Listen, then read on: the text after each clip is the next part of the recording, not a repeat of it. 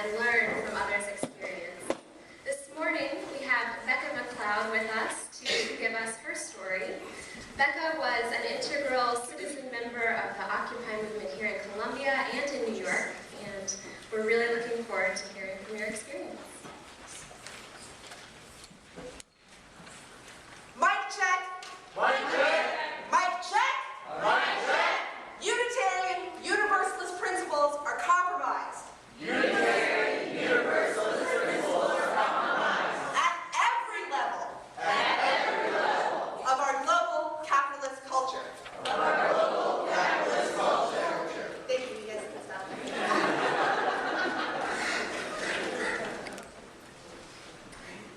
Thank you. What we just did was a human microphone.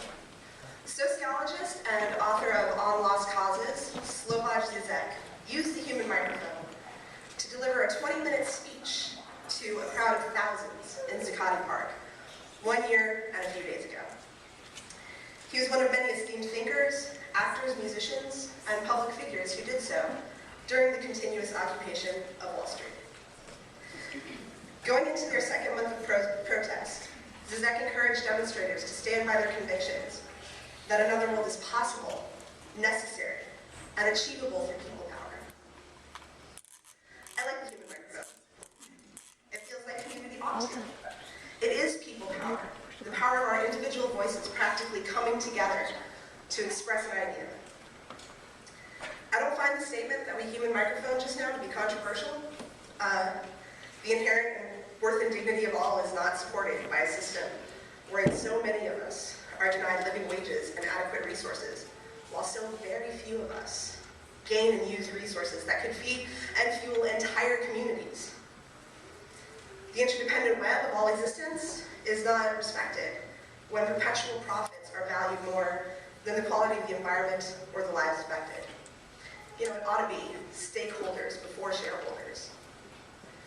James Luther Adams, one of ours, said, quote, "The faith of a church or of a nation is an adequate faith only when it inspires or enables people to give of their time and energy to shape the various institutions, social, economic, and political, of the common life," end quote.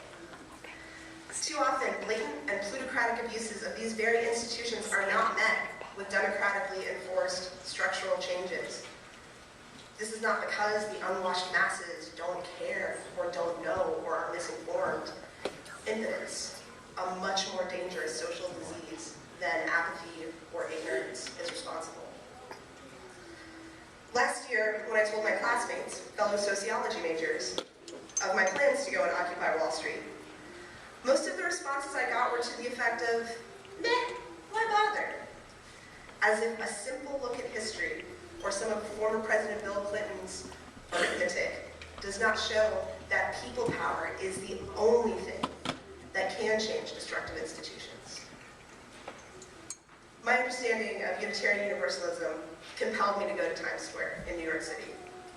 I was compelled to demonstrate simultaneously with protesters in over 1,000 countries, in over 1,000 cities, in over 80 countries around the world. Last year on October 15th, the largest demonstration in history happened.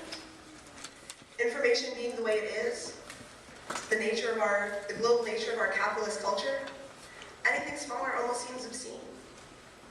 When one of humanity is disenfranchised, oppressed, held down, or alienated, we are all held down with them.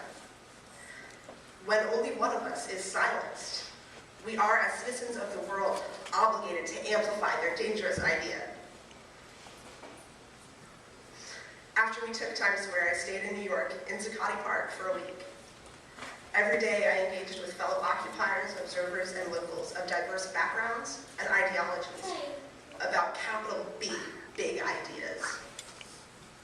All week long, I saw strangers feed, clothe, heal, and educate each other, as if resource sharing and community building are not the easiest and most human things in the world to do. These concepts are at the very foundation of our Unitarian Universalism. From nothing, through consensus, and without the destructive trappings of our young culture, we built a functional community on repurposed land there. Me, a rap group called Doomtree, can best express why, a year out, I still have so much hope from that original pull of spirit I felt a year ago. The tortures of the past are like a fortune for the future. We have been fortunate enough to know no borders, no rulers.